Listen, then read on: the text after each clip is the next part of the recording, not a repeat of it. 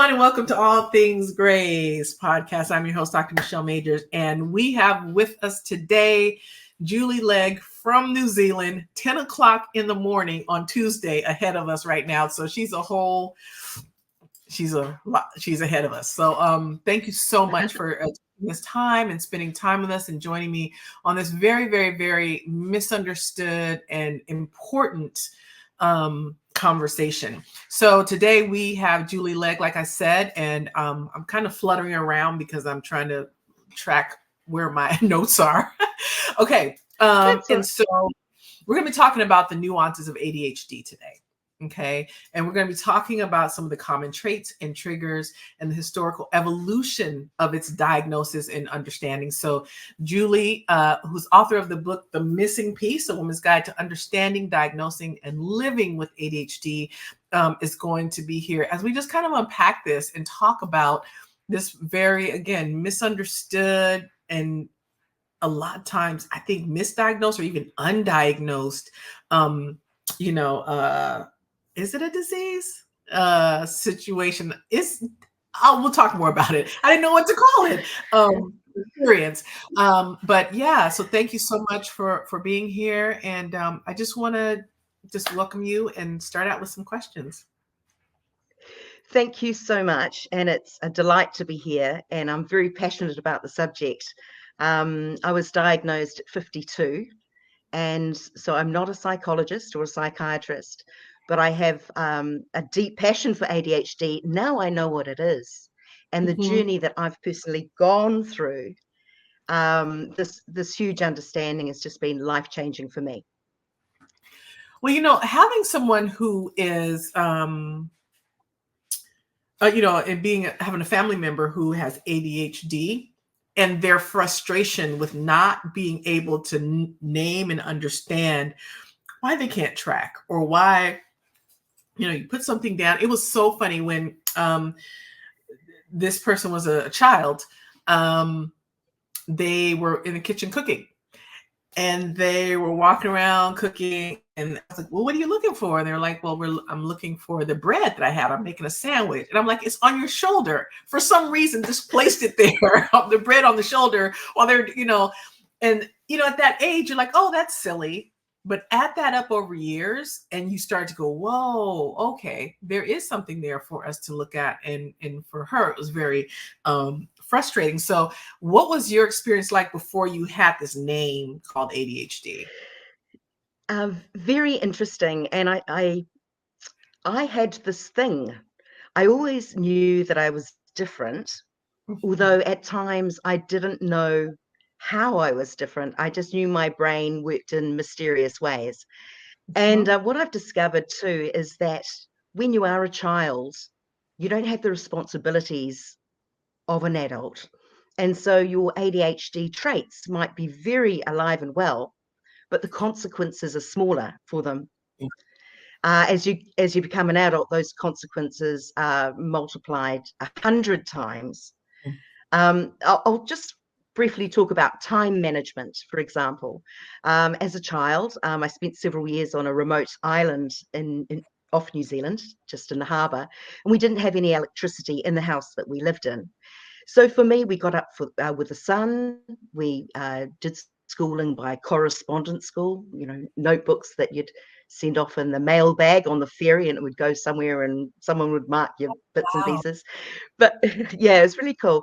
But because we had no electricity, we raced through the work. By midday, it was playtime. So I spent all my time swimming, jumping off the wharf, climbing trees, building huts, and using my imagination. So was I inattentive, hyper-focused, or hyperactive or impulsive? Probably all of those things, but that free-range childhood really suited me well. So you move that into a busy city, all of a sudden things, you're not in control of your free time. All of these triggers start appearing. So ADHD is a disorder, not a disease. It's a disorder. And it's neuro relating to the nervous system and diversity being varied or difference. And so we've had it all our lives. You don't just acquire it later in life. But I think it evolves insofar as you're starting to see these triggers as you go through adulthood. Time management as an adult for me is very different. I have very bad time management. I underestimate how long it will take me to do a certain task. And that has a snowball effect into other areas of your life. The frustration, the irrationality of getting things completed, some impulsive behaviors, of course, all just stemming from time management, which seems like a very simple thing, but big consequences. Wow. That all sounds very, very familiar, but also as you are trying to sort that out for yourself, especially like time management. I would watch the family member I mentioned. I would watch how they would, because I started not understanding why they were always late. And because I am, we pick up things from our parents, right? And so I was told as a child that if you don't respect people's time, you don't respect them. If they don't respect your time, they don't respect you, right? And so I grew up with that as a belief. And I'm like, so when this person is constantly late, I was like, okay, that doesn't match that they don't respect me, but what's going on? And it was little things like, carrying on a conversation when you need to leave, but you have to say those last few things. Or when I want to go do something, I spend a lot of time if I have to take a long drive, I spend so much time finding the best music and the right music, and all my travel accoutrement is all right. Like all of these things that, and that not necessarily may be a ADHD thing, but just the tracking of movements. If you have to go 2 places or 3 places, and one place is way over here and 2 are way over there, why would you go to that, do it like that, right? You go to that one first and then go back to the other end, right? So I think that my question to you is, when you are in space and when you are in space and time and you are doing something, does your brain say, oh, it's 3:29, I know I need to be there at 3:45, what happens when you don't stop then and do what you need to do to get there at 3:45? Again, there's always consequences. Look, the part of zoning out or part of hyper focusing is when you do get lost track in what you're very passionate about.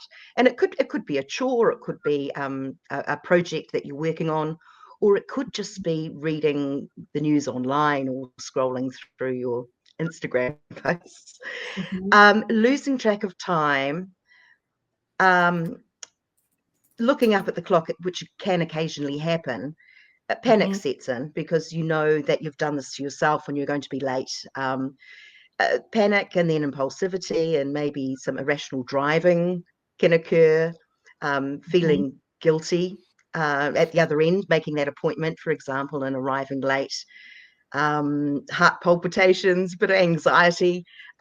Being late isn't just fun, carefree, or lazy. It actually impacts us in a lot of ways.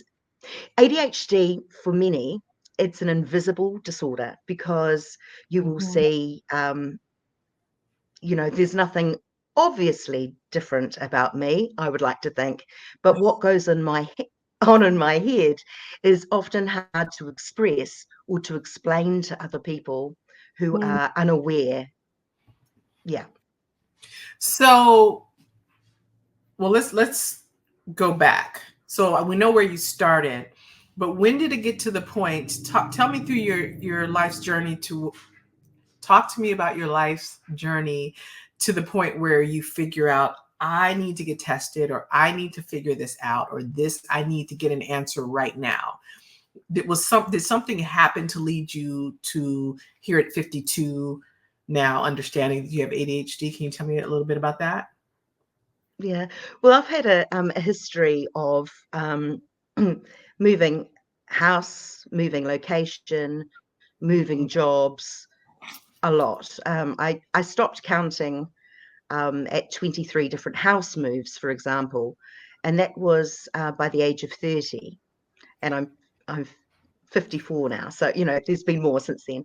Jobs, I can't count the number of jobs that I've had, but I kind of tweaked it. So I went contracting instead of actually stop and start jobs. So my CV looked quite impressive by the end of it. Small contracts, and that suited me well.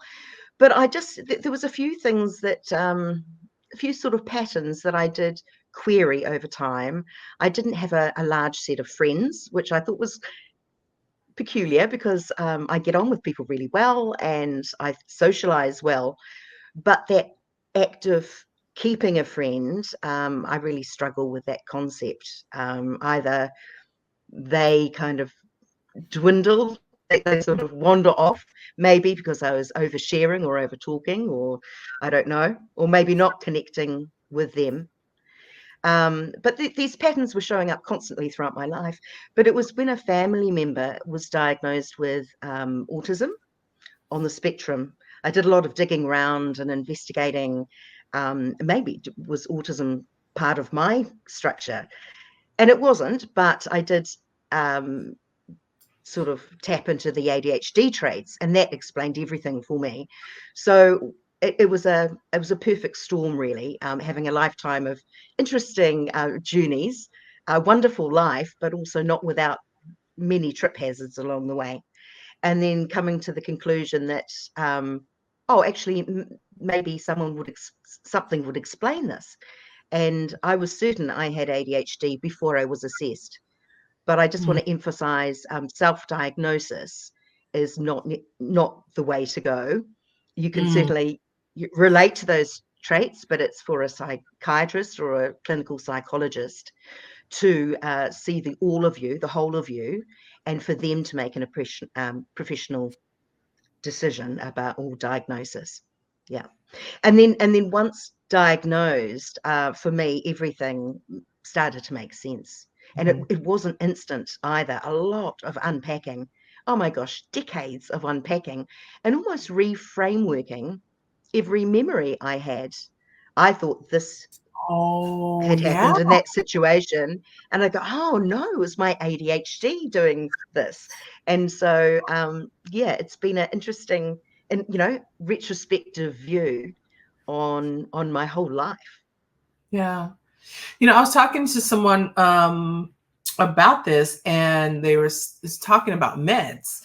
And so I want to ask you about meds in just 1 second, but they were saying it's frustrating because I can't even remember to take the meds. Like, this is ridiculous. Why you're giving me something to do, and part of my problem is that I can't remember, to take the meds. And so, can you talk to me a little about what some of the medications are, if you're willing to share, if you are on any medications, and what your experience before the meds and after the meds is like?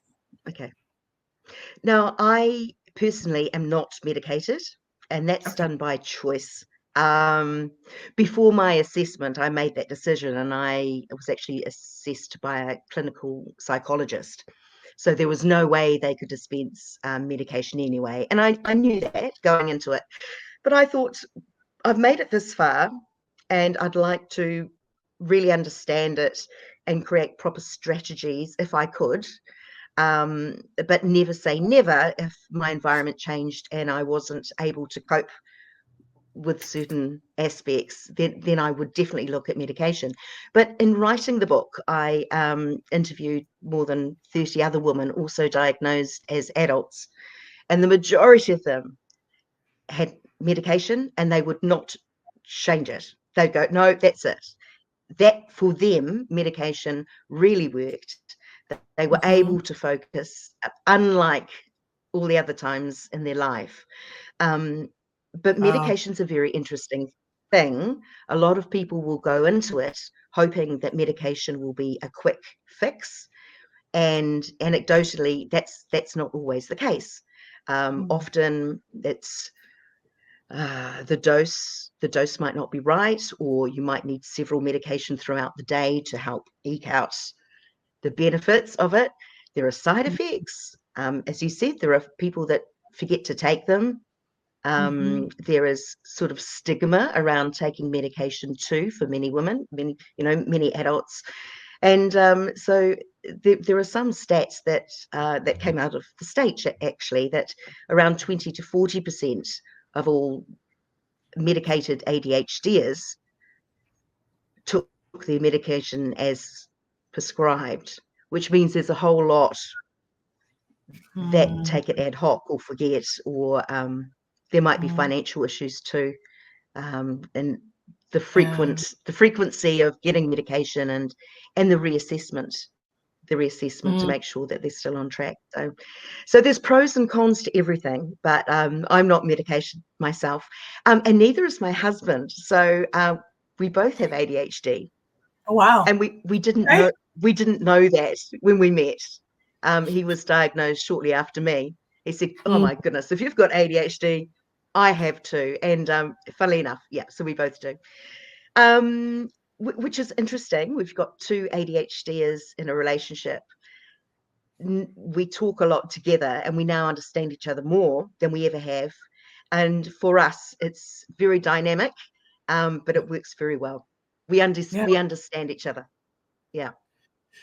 Well, you mentioned that you have a couple strategies, or some strategies instead of the medication route. You've adopted some strategies. Can you share some of those strategies? Okay. I've been asked by many women what strategies I could suggest, and I do need to say that they're very personal ones, and each individual should look at their biggest tripping hazard and how it impairs their life, and concentrate on that first. So if I was to give someone a list of things to do, it wouldn't necessarily work for them. So when I share my strategies, they're for me. I have issues with time management, and I don't give myself a hard time about them as I used to. I work from home now, not in an office environment. So I had strategies at work, very strict routines. I'd use Microsoft Calendar and upward pop prompts all the time. Your meeting starts in 15 minutes, prepare now, almost very, very structured.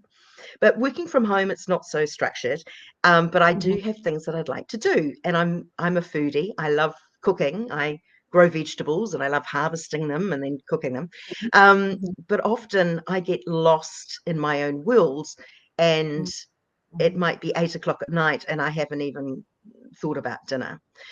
So so a strategy for me is, when I am in the mood and I do have all the ingredients, I'll just have a big cook-off, and I just cook enough for 10, and all delicious, and I'll freeze them all. So on those days, and there are many of them, that I'm unorganized enough to have dinner, at least I have a chest freezer full of homemade frozen meals ready to defrost at a moment. So that's one of my personal strategies. Another one is socializing. I do enjoy socializing, but if I feel that I'm being misunderstood, or or have some anxiety come in, my strategy is to have an entry plan and an exit plan, and to be in control of that. So if I went to a party, for example, yes, I know I'll be there at a certain time, but rather than feel that I have to wait to the end when my ADHD might be triggered, I will give myself permission to exit, and exit gracefully. You know what I mean? And so it's those little strategies, being aware of the triggers and how frequently they're likely to be, and doing something about it, giving yourself some tools that you can pull out at any time to help you. So that's what I'm doing. Well, one of the things that you did when we first started was you said, "Hey, just want to let you know I have this ADHD thing. And so if I, ramble or drift or whatever the case may be, feel free to, pull me back in or redirect or whatever it is."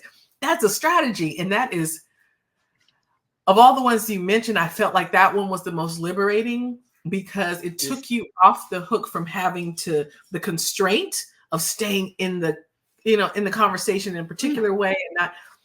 So now I'm a partner in this. Now you have officially made me a partner in this conversation. I mean, I was anyway, but in terms of, I don't have to feel a certain way about saying, oh, okay, let me bring you back or any of that. And I thought it's so refreshing when people are so honest and real about who they are and what they're dealing with, so that people can choose and support. Because I think people are more likely to be supportive than we give each other credit for, right? We're too embarrassed to say, not knowing that the other person's like, yeah, well, you got to do it. I got this thing. So I totally get it. Yeah. And I'm wondering if that is part of this, I'm hearing more about ADHD a lot more. And so why do you think that the diagnoses seem to be trending higher? Why do you think that we're hearing about it more? Was it always there, but we're just hearing about it more? Can you give me some thoughts about how visible and how much we talk about it now, ADHD? Yeah. ADHD historically actually goes back to 1798. It was so more than 200 years ago. It was documented this unusual behavior in children that affected their social behavior, but also hyperactivity. So it's been noted for some time. It wasn't called ADHD then. In the 1930s, they referred to it as the hyperkinetic reaction to childhood, whatever that meant. But it kind of evolved, and it evolved into the 1980s as ADD, and then in 87, ADHD. And that was just the inclusive hyperactive, H for hyperactive. It was only ever really considered a childhood disorder. And throughout the 80s and 90s, majority, it was the boys that were being diagnosed. So later, when it was really discovered that not all children grow out of ADHD, they realized that a lot of adults had gone through the net, so to speak. But a lot of them were women as well, because they were never diagnosed as girls. So you've got boys and girls growing through to adulthood having been missed. So there's been lots of learning and research about ADHD, but also how the traits manifest differently between male and female. And females can, not for me personally, I'm more of the hyperactive side of the scale, but they can be more inattentive, and it can be seen as being daydreamy, shy, quiet, not asking many questions. And it can manifest that way. And so it's been thought for a long time that, oh, it's just a girl's character. There is no underlying anything contributing to it other than their character. But that's not necessarily the case. So, so girls have been missed. So there's been a bit of catch up. Falling through the gaps, we've had lots of misdiagnosis too, particularly women. Misdiagnosed with anxiety and or depression and being medicated for those, and the medication not working.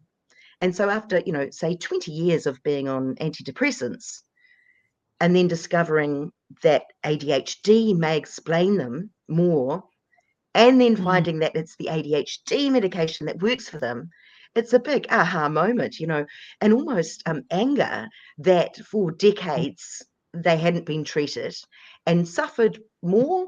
It can be very, very challenging trying to live with a disorder that you don't understand or don't even know you have.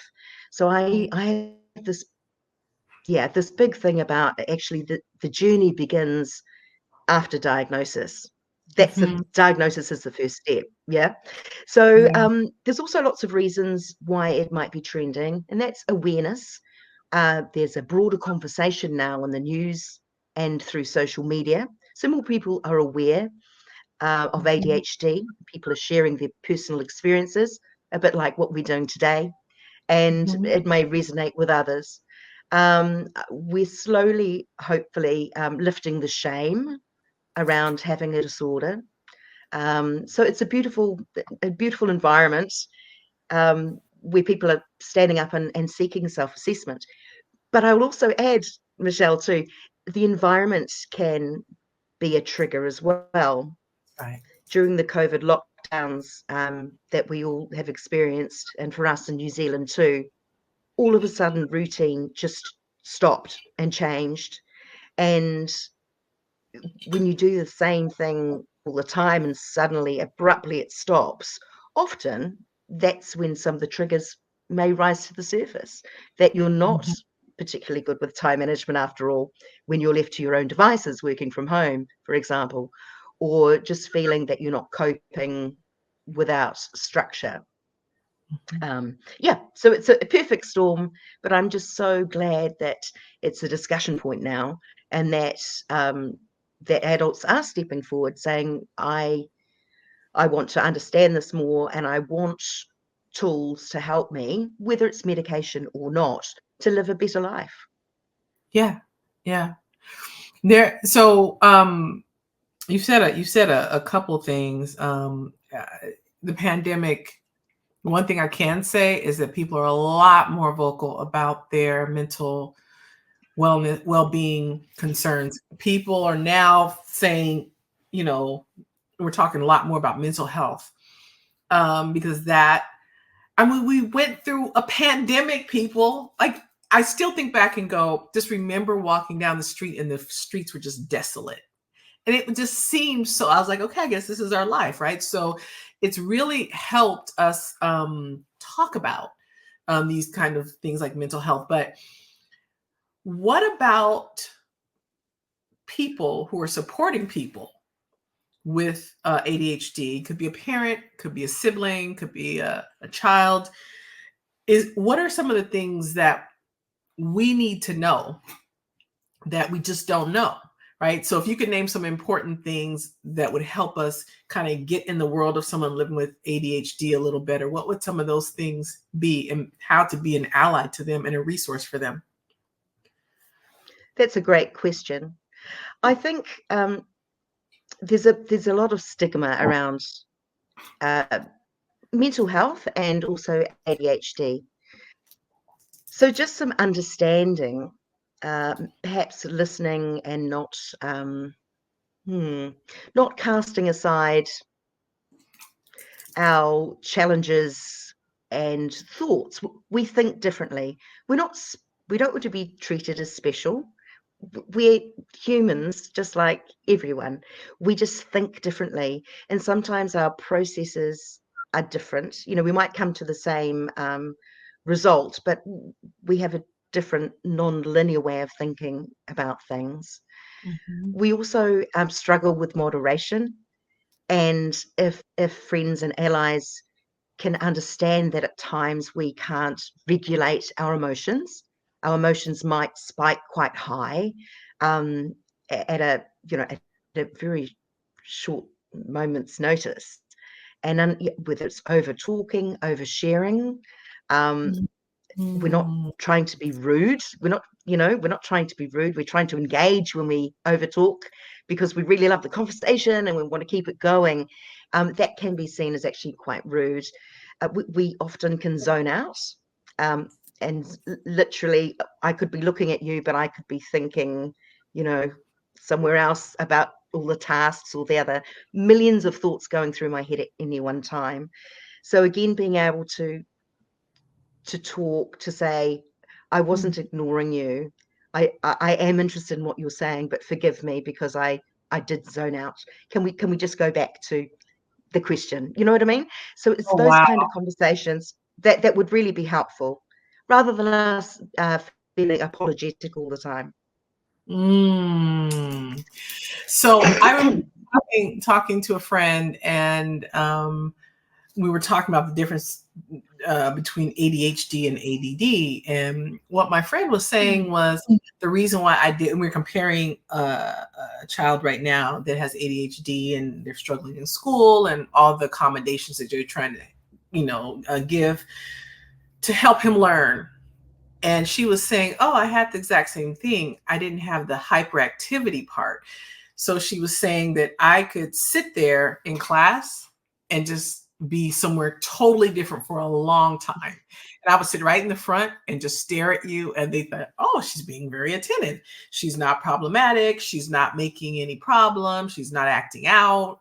But part of that was, the downside is that they weren't learning. They weren't getting the help that they needed. They weren't, it was just they learned how to lock in and go away and just zone out. Yeah, I understand that piece of that zoning out piece, and how it looks, and how also you can, if you're not acting out, or if you don't have the hyper part, you can probably just be overlooked, right, in a classroom setting. Yep. Absolutely. And two things have sprung to mind on that. One is, I will tell you them in case I forget the second one. One is ADD. The other one is presentation types. So we'll talk about ADD. ADD was the old name. Okay. It was renamed to ADHD. So there's no difference except for H for hyperactivity. But there are actually 3 different presentation types of ADHD. So it's not a one-size-fits-all disorder. There's a predominantly inattentive type. There's a predominantly hyperactive impulsive type. And then there's a combined type when you can have traits from both. So you can have ADHD and be attentive. It's just a name at the end of the day. Look, there's a manual called the DSM, which is the Diagnostic Statistical Manual for Mental Disorders, and that's where they clarify each mental health area, and that's how people assess and diagnose based on those traits. Yeah. I do apologize. The other one was, so that was ADD presentation types, right? Also, there's masking. See, what we're really good at, and girls are particularly, is we learn to disguise. So we might have a million things going through our heads, but we can just sit and smile and nod. Why and do it you looks think like we're listening, doesn't it? Yeah, but why do you think girls have learned that? Just because of the way we're socialized? I don't have a scientific answer to that. However, boys can be more overt, and they're more likely to blurt out, run around, whatever it may be. But we girls can learn very well to hide any foibles, really. So not to stand out, to be different. We all want to be accepted at all ages, and we just learn to adapt our behavior, which is confusing at sometimes. Some of the ladies in the book talk about not fitting into a friend set because in one group they're too loud, and so they get kicked out of that group. They go over to the next one, and then they're too quiet. And so it's just like, where do I fit? But I often talk about I'm a walking contradiction. I can be everything. I can be that very gregarious person, or I could be quite reclusive and actually just want to stay at home and recharge my batteries. And it's confusing, for people. Who are you, Julie Legg? Well, after diagnosis, I'm still discovering who I am, and I'm quite complex. So it is interesting. Yeah.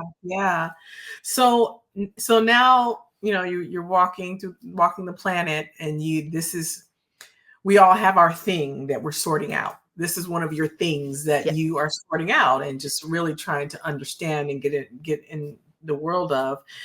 And I am wondering, how do you help people who, first of all, if there was a list of, here, if you're doing these things, you're likely have ADHD. how do people find out and figure this piece out around how they have ADHD? Something's off, I'm always late, or I just don't track. Like I'm noticing people, because you notice other people and they're doing things just a little bit different than you are, or it takes you a little longer to do this thing, or whatever it is. How do you investigate this? You start on Google, or when diagnosis is not good. So where do we start? I know, and I'm with you. I'm with you there. But it's got to start somewhere. And I think if ADHD traits are all over the internet, don't try and self-diagnose yourself, but have a look at those traits. They'll be available easily. There'll be an ADHD organization in every country of the world. So go and look for your one, or the one closest to you. And they'll give information about what ADHD may do. In the States, Attitude, ADD, Attitude, a great website with lots of information on there, and also some self-assessment to see if maybe you tick those boxes. But again, when they're assessing... Did you say ADHD attitude? It's called Attitude. So it's spelled ADD-itude. So it's like attitude. Yeah. Got it. Okay. So that's a good one to start in the States. We've got our own one here in New Zealand called ADHD Organisation, ADHD New Zealand. It's simple as that. Very helpful information.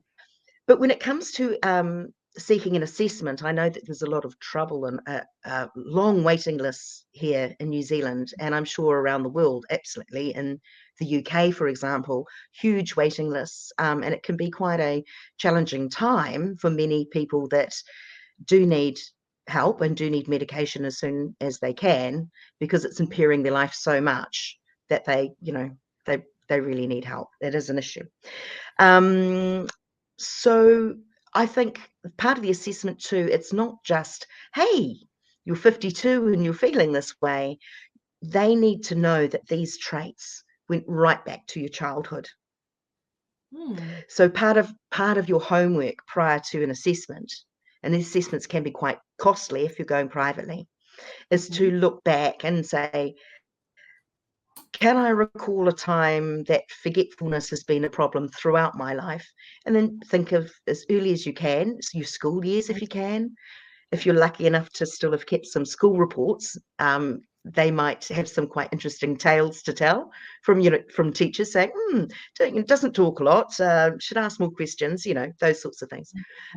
Or very obvious ones like disrupts people in class and forgets homework. Anyway, but think about challenges socially, at work, just relationships in general, with it being with an intimate partner or with family members, and just see how it has impacted you in a negative way, and that will go a long way towards your assessment process. Wow, that is incredible. So now, just a little bit more, just about what your work is. You wrote a book. How do you work with people? Are you a coach? I know that you are not a medical professional. You made that very clear up front. But how do you engage with people who are just trying to get some of these questions answered? I've had many careers over the years, and they've all been creative in some way or form, and I've loved every single one of them. I've also been a writer for years, writing articles for magazines and newspaper. I have a blog that I write. I've got thousands of blogs on there. But being an author, I really, really wanted to open the lid of what it's really like to have ADHD. I thought it was a very misunderstood disorder, and I didn't want it just to be my experience, and my experience is quite unique in itself. I wanted to bring in others to share theirs. And so while we've all lived very different journeys with different tracks, different countries, the whole lot, we all share similar traits that have tripped us up and that have become problematic. And that's what I wanted to share, not just for newly diagnosed people to feel that they're not alone, but also for friends and family to try and, get inside the head, say, oh, that's why you react differently to criticism. You get quite defensive and quite erratic when you've been confronted, and it it just explains a few things. So that's really good. But what I'm doing now really is continuing that. I'm an ADHD advocate. I want to talk to anyone who wants to listen and learn and understand, and I will share as much as I possibly can, as someone with ADHD, but obviously passionate enough to have written a book about it. Yeah. So yeah. And the exciting thing, I must add, is it's available worldwide through HarperCollins, which is fabulous, but it's also in New Zealand available in Braille, large font for sight impaired, a thing called Daisy, which is a screen reader, and also in a dyslexic format, which is a special font that makes it easier for people with dyslexia to read. And so I'm so excited that the book is being able to break down some barriers, and it's accessible to a larger range of people. Yeah. Has there been any studies? I know when we first started to begin to talk, I was very much into, well, I mean, I still am a consultant, a difficult conversation strategist. And I know that when we first connected, I was kind of branded under a DEI and all of that. And I've kind of moved away from that. And so, but I wanted to know if you had any thoughts, experience, research on how it manifests itself in different races of kids. Is it different for a Black child versus a white child versus an Asian child? Or have you read any research about that? I would have to say no. While it's been investigated, Mm-hmm. what's coming back out is that it's non-discriminative. ADHD is evident in all races, all genders, all faiths, Yeah. all areas of society. Yeah. But what makes it difficult is when it comes to an assessment, if there is a financial challenge to getting assessed, that is the Mm. issue. Yeah. Because you can't get treatment until you're assessed or diagnosed. And I think a lot of I know in New Zealand prisons, for example, there's a lot of the population in prison have ADHD, and no doubt a lot with undiagnosed ADHD. And so if you think if it was able to have been treated earlier, perhaps their impulsivity might not have led them down a certain path. I mean, medication isn't a fix-all. It won't fix you because we're actually not broken. We just think differently. But what medication can do, as I understand it, not taking it myself, is it takes off the sharp edges of some of the symptoms that can be quite negative or could have negative outcomes. And so just being a little bit more balanced, maybe not so likely for that hyperactivity or impulsivity, to go further and have negative outcomes. Yeah. Yeah. I don't know how it is in New Zealand. So I guess these are even different. Like I'm asking you questions through an American lens but I'm thinking about when a child is acting out in a classroom and that child is being loud or disruptive. And if that child happens to be Black versus, how is it perceived differently? Or is it given the grace of, well, let's stop and let's, think about this person's, it could be ADHD or it could be something else and not just a behavioral issue. I think sometimes we look at a behavioral issue as a character thing of a child or of a person, as opposed to, do we want to investigate first, or do we just want to label it or call it something based on just those kinds of differences of identity? So I was just, it's always kind of going through my head about how these differences play out in identities. It does. I agree. It isn't a behavioral disorder, but that is how it can manifest. That's how it can present itself. But it's not because they're being naughty. It's not because they're being rebellious. necessarily. It's just something from their ADHD that wires and triggers them to do so. I mean, our gut instinct sends us on a different path to neurotypicals, for example, and being told, be quiet, sit down and be mindful isn't necessarily helpful with someone with ADHD when That's they're right. not given other tools to do those things.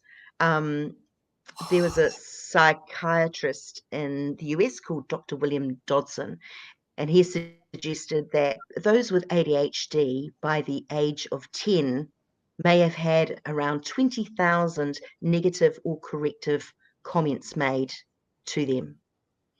So, you know, so when you think about growing up in those 7 to 10 years, when you're developing your character and you're aware of yourself and other people, feeling flawed because other people are reminding you of that, sets us up into adulthood, feeling a little bit cautious about people and am I really flawed, or what's wrong with me? So self-esteem can be impacted a lot with an unexplained disorder. Point of clarification, are you saying that by age 10 they may have 20,000? Are you talking specifically about children, folks with ADHD, or are you saying in general, like the average 10-year-old? The quote that I had cited for the book was specifically with those with ADHD. Wow. And it's Now that was corrective. corrective or negative messaging. Wow. Yeah. Yes, so it is interesting, but I think with understanding understanding, really, that is the key. That's my mission, to get out and talk about ADHD to as many people as possible, not as a coach, but as a conversationalist. That's because right. we just need to take away some of the myths and let it be a normal conversation in the workplace or amongst friends, or in the supermarket. We can talk about them and understand them better. But there's so much research going on as we speak about ADHD. It is exciting. They don't know everything yet, and they won't. It's maybe one of those evolving scientific things. But there are more studies coming out. There's more research done. More people talking. Normalizing it more, I think, is a good start. Question. Would you, would you like go to organizations and say, hey, here are some of the things that some of your colleagues with ADHD might be going through, or how they process it, or anything like that? Is that something that you do? It is something that I would be absolutely open to. If someone wanted me to guest speak anywhere, I'm more than happy to do that. From my perspective, also having worked my entire career to date undiagnosed, so I was battling some quite interesting challenges, not knowing not knowing why. Little things like bursting into tears at work isn't seen as a grown-up thing to do, and I was highly embarrassed when that happened. But it took me by surprise as much as it may have my work colleagues. Difficult conversations with other colleagues or managers. Taking criticism or confrontation is extremely difficult when you're trying to mask. So if I don't know I've got ADHD, there's a confrontation. Now we're going to fight or flight. That's that's what we do. And if we fight, there's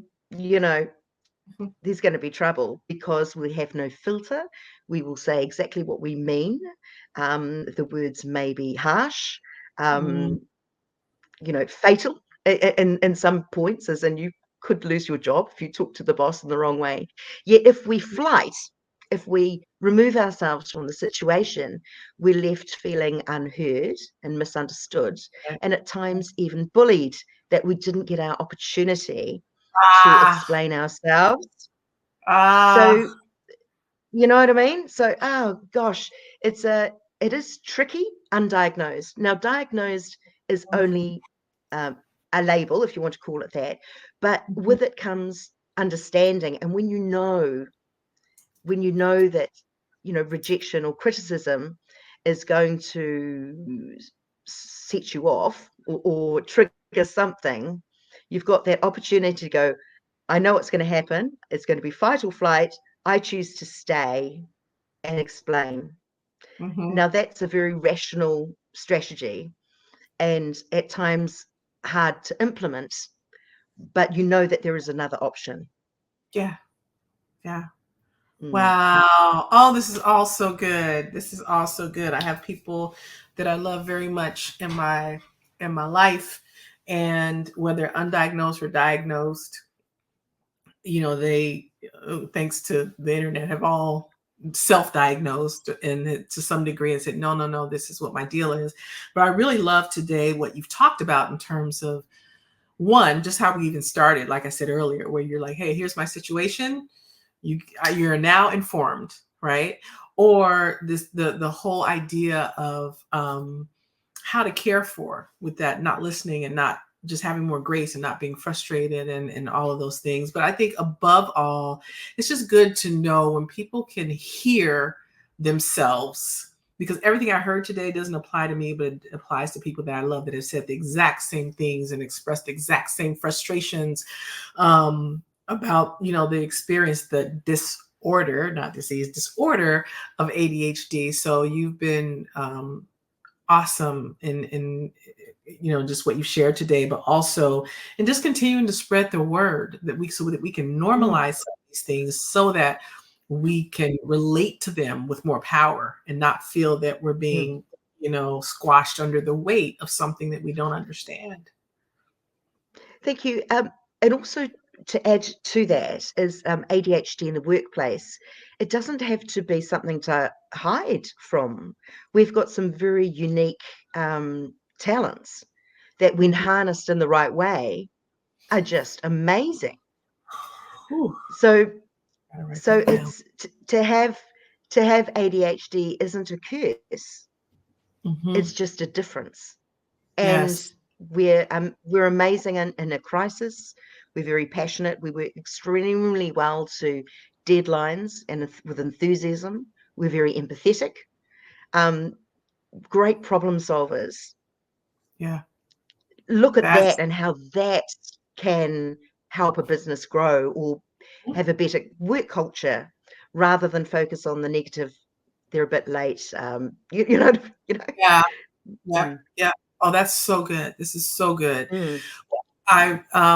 I'm very, very grateful for having spent time with you today. I will be in communication because I can think of two of my clients right now who, it's interesting being around people with ADHD, and I feel like I'm like, that looks like it could be a thing, and I'm not a doctor. I don't know. But I think that if we could have this conversation, it would at least illuminate something so that people can start having grace for it and not making it a Michelle thing or a Julie thing or a Tom thing. Oh, this is an ADHD thing. Huh, okay. And if we can have that kind of grace, we can have grace for other, forms of mental difference, diversity. Yeah, absolutely. Yeah. I love the word difference, even more so than a disorder. Yep. Because it's real, and if it's not this, it's something else that we might have. So I will be in touch for sure. But in the meantime, thank you so much, and keep doing the things that you are doing out there in the world. Thank you so much, and it's been a pleasure to talk to you today. Thank you. Absolutely. Thank you. Hey everyone, I hope you enjoyed what you heard today. If you did, please click the small bell and become a subscriber and join me in spreading the message of grace.